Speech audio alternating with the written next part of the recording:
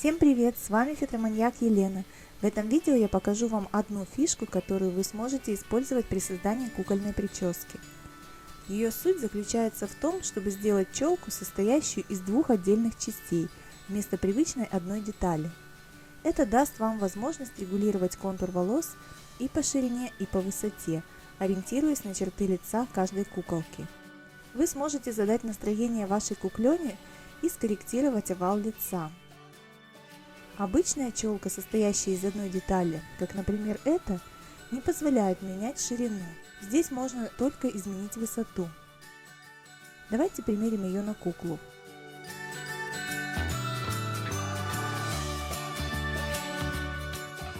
С такой челкой мы можем поиграть с высотой лба или с наклоном завитков, и все. Челка из двух деталей дает больше возможностей по созданию неповторимого образа для вашей куколки. Дополнительные выкройки новых причесок с косичками и хвостиками и с двойной челкой уже ждут вас в мастерской кукол ВКонтакте в разделе «Документы».